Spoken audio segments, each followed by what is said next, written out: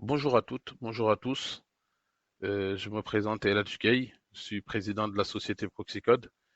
Donc voilà, aujourd'hui on va parler de Spring Boot, Keycloak et MariaDB, MySQL et du Java 17. Donc voilà, l'objectif c'est de faire un petit tutoriel un peu pour partager un peu sur ce sujet parce que je sais que Spring Boot 3 c'est un framework qui est assez récent. Et souvent, en fait, quand les développeurs ils arrivent sur des frameworks, sur des nouvelles versions d'un framework en général, c'est compliqué de trouver des ressources sur Internet et en général, on peut y passer du temps. Et donc voilà, l'objectif de cette vidéo, c'est de faire vraiment une petite formation. On peut appeler ça comme on veut, mais voilà, c'est montrer en tout cas comment on fait marcher Keycloak avec Spring Boot 3 de manière sur une application très très très très simple. Donc, j'en profite quand même pour parler de Proxycode. Donc, on est une société de services basée à Dakar. Donc, on existe depuis 2022 et notre activité, c'est autour de la délégation de personnel, du développement sur mesure, en mode forfait ou projet, de la maintenance applicative ou de l'expertise technique. En tout cas, principalement sur la stack technique Java, Spring et Angular. Et voilà, et puis on fait aussi d'autres technos, mais voilà, c'est vraiment nos technos de prédilection. Donc, donc, si vous pouvez aller sur le site, parcourir, voilà, et n'hésitez pas à aller sur notre page LinkedIn aussi, hein, pour voir un peu à quoi ressemble la société Proxycode. Et, et surtout, n'hésitez pas à nous suivre. Voilà, donc la page LinkedIn a du mal à sortir, mais voilà, donc voilà, n'hésitez pas à y aller. Donc, sans tarder, on va quitter tout ça dans un premier temps. Et donc, voici mes coordonnées pour ceux qui souhaitent rentrer en contact avec moi. N'hésitez pas, voilà, nous sommes ouverts à toutes sortes de discussions. Donc là, aujourd'hui, on va installer dans ce tutoriel, on va installer Keycloak. On va développer une API REST avec Spring Boot 3 et Java 17, sécuriser l'API avec Spring Boot 3. Première chose qu'on va faire, donc, c'est aller télécharger Keycloak. Donc, je ne vais pas vous montrer comment télécharger Keycloak. Je suppose que chacun sait aller sur Internet et télécharger Keycloak. Une fois que vous avez téléchargé Keycloak, vous allez le poser quelque part hein, sur votre ordinateur. Ce sera un point zip. Vous dézippez le dossier et puis on va aller premièrement dans conf. Et qu'est-ce qu'on va faire? On va ouvrir le fichier keycloak.conf. Je l'avais déjà préconfiguré. Et on va mettre un DB pour ceux qui veulent. En fait, ce que je veux faire là, c'est que vous n'êtes pas obligé de le faire.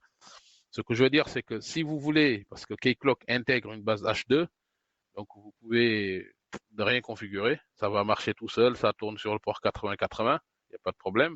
Pour ceux qui veulent peut-être dire, bah, je configure le lier avec une base de données, ça peut être intéressant de faire comme ça. Ça permet d'anticiper un peu lorsqu'on veut déployer sur un vrai serveur, déjà de l'avoir fait au moins une fois. Donc, ce qu'on va faire, c'est mettre le vendor. C'est MySQL, mais si je voulais faire du Postgre, il faut mettre Postgre. Si c'est du MariaDB, il faut mettre MariaDB, le nom de la base de données. Donc, ici, je mets ma chaîne de connexion. Donc, j'ai mis mon port et puis j'ai mis une table, une base de données qui cloque formation que j'ai pas encore créée. Donc, je vais aller ici, hostname, j'ai mis localhost, HTTP port, je mets 2000. Donc c'est important, ça c'est important parce que si on met localhost, c'est que il faut que quand on essaye de travailler avec le iSuser URL ou le JWKS URL, il faut qu'on mette localhost. C'est super important. Donc deuxième chose qu'on va faire, c'est on va revenir ici, on va quitter Proxycode, on va aller sur notre base MariaDB. Voilà. Donc on va créer une nouvelle table qui va s'appeler Keycloak Formation. On va mettre en UTF-8 General CI. Je sais plus où c'est. Oh, UTF-16, UTF-32, UTF-8. Oh là, très bien. Voilà, notre base de données Keycloak Formation est créée et elle est vide. Donc une fois qu'on a fait ça, on va enregistrer et sortir. N'oubliez pas de renseigner le mot de passe et le... Ah, ça j'ai oublié de le décommenter, ça n'allait pas trop marcher. Voilà, de fermer ça. Donc je retourne dans Keycloak et maintenant je vais dans bin, je vais faire cmd, j'ouvre une invitée de commande ici, et là je vais faire kc.bat-espace start-dev.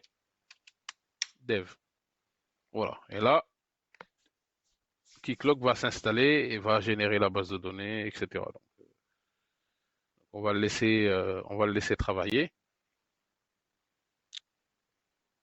Donc une fois que c'est fini, normalement, en fait, quand on va aller sur notre, c'est pas ici, pardon. Voilà, on va aller ici. Vous voyez, il est en train de faire des choses qui cloquent. Pour l'instant, il n'a pas terminé son travail. Ah, donc là, il y a une petite erreur. Il nous dit l'équibase.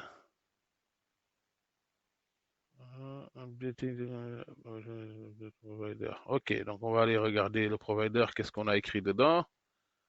Peut-être que c'est juste un petit souci de conf qu'on n'a pas bien fait. Que là, c'est MySQL, le vendor. JDBC 2.localhost MySQL, etc. Apparemment, il n'aime pas ma config MariaDB. Donc, on va dire on va pas aller sur MariaDB, on va faire du MariaDB. Je pense que j'ai pas le driver. Voilà. Et puis même, on va l'appeler KCDB pour éviter tout type de problème avec les noms avec les tirets. Je sais pas qu'est-ce qui tourne derrière qui cloque. Donc, on va essayer de pas se créer des problèmes. Et si vous avez déjà fait une fois, après, vous pouvez essayer de faire des tests. En l'occurrence, là, on essaie de faire marcher les choses. Voilà, j'ai créé KCDB. Ok, ça c'est très bien. Donc là, on va revenir ici. On va fermer.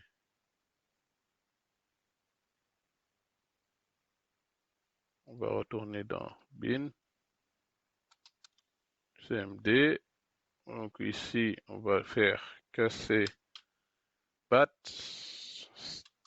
start-dev.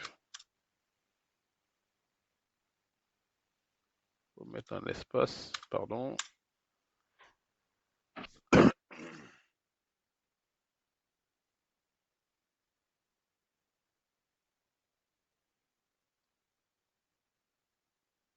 Donc on a bien configuré, on a ça, on a le mot de passe, on a le hostname, on a l'HTTP port. Ok, bah normalement là, je vois pas pourquoi ça ne marcherait pas.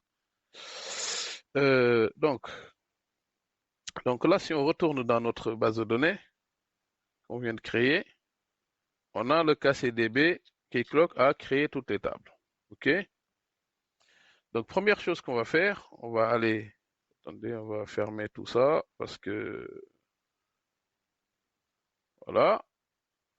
Donc première chose, on va aller sur notre Keycloak en mettant le port 2000. Voilà. Ah, http localhost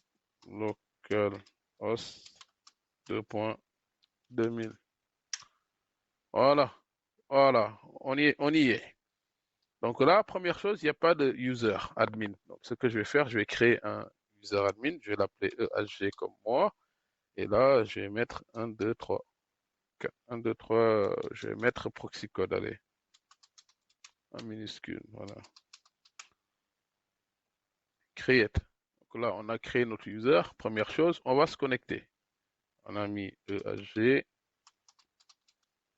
Voilà, très bien. Donc là, on est sur Keycloak.